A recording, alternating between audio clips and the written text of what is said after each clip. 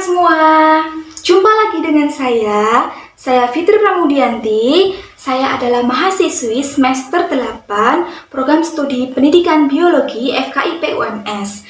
Jadi kali ini saya akan berbagi pengalaman saya tentang kegiatan KKL di pendidikan biologi FKIP UMS. Meskipun saat ini sedang pandemi COVID-19, hal tersebut tidak menyurutkan semangat dosen dan mahasiswa pendidikan biologi UMS untuk terus berinovasi dalam melaksanakan kegiatan perkuliahan. Pada tahun 2021, kami telah melaksanakan kegiatan KKL secara virtual pada bulan Maret sampai dengan Mei. Jadi, kegiatan apa saja sih yang kita lakukan? Mari kita simak.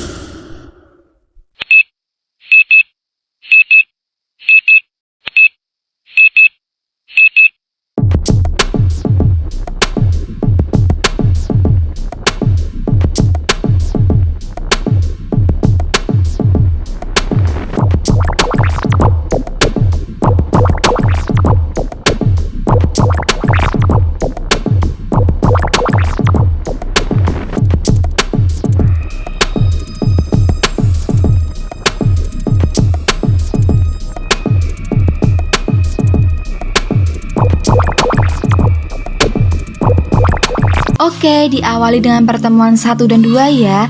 Nanti kita akan nonton bareng video ekspedisi.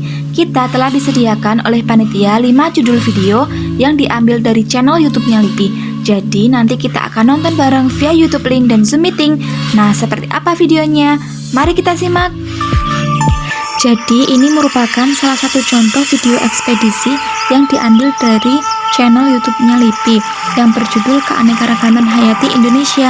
Dalam video ini berisi tentang keanekaragaman flora dan fauna Indonesia, tentang ancaman terhadap keanekaragaman hayati Indonesia, tentang pemanfaatan keanekaragaman hayati Indonesia, dan juga tentang IPH LIPI.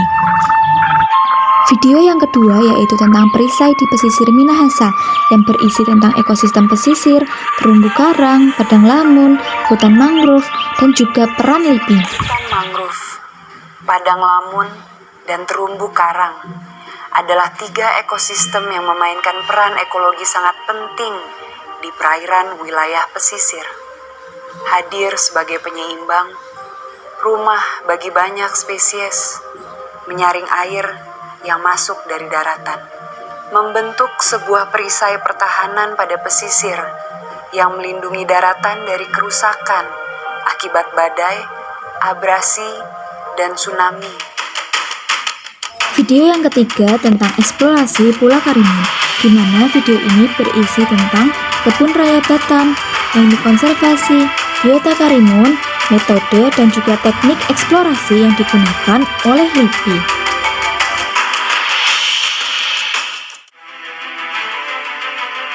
Selanjutnya, video yang keempat itu ada video ekspedisi Bioresource Pulau Enggano, di mana video ini berisi tentang seperti apa itu Pulau Enggano, sejarah eksplorasi KHT di Pulau Enggano, bagaimana ekosistem di Pulau Enggano, pengoleksian KHT di Pulau Enggano, dan juga flora serta fauna jenis baru dan endemik yang ada di Pulau Enggano.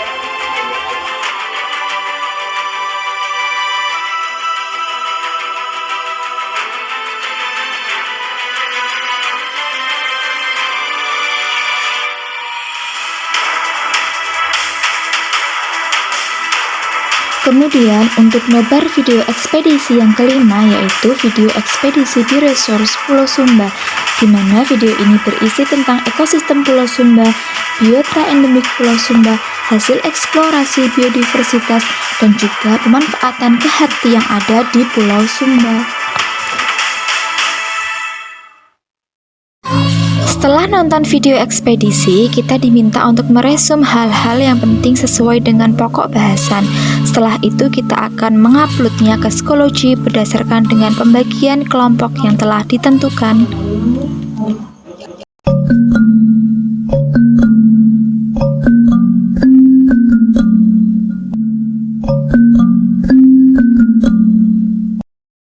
Pada pertemuan ketiga, kita melaksanakan kegiatan kuliah tamu secara virtual. Untuk kuliah tamu pertama dengan tema zoologi disampaikan oleh Bapak Anang Setiawan Ahmadi dari LIPI.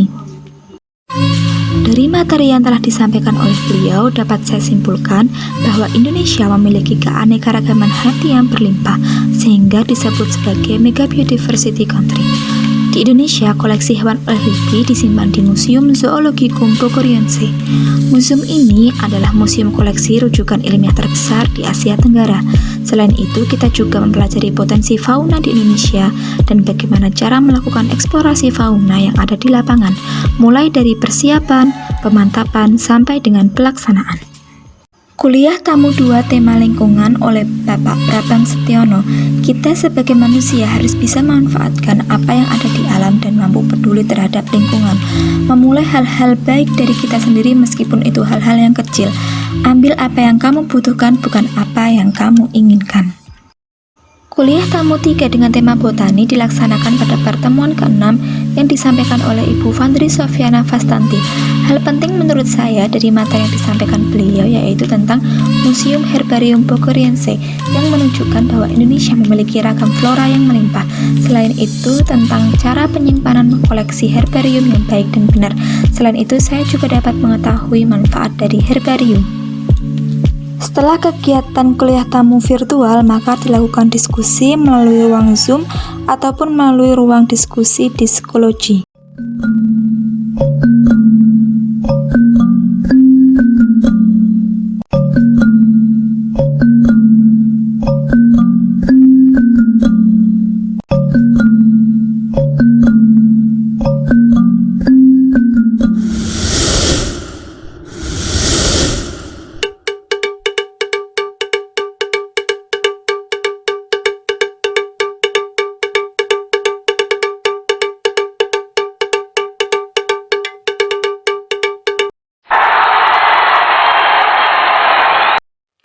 Oke teman-teman, itu tadi adalah serangkaian kegiatan dari KKL virtual yang telah saya lakukan. Jadi saya berharap untuk pendidikan biologi FKIP UMS untuk tahun depan bisa melaksanakan KKL secara offline. Jadi kita bisa jalan-jalan deh ke LIPI.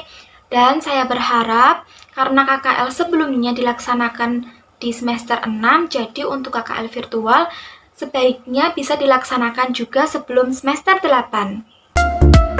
Untuk teman-teman, terima kasih.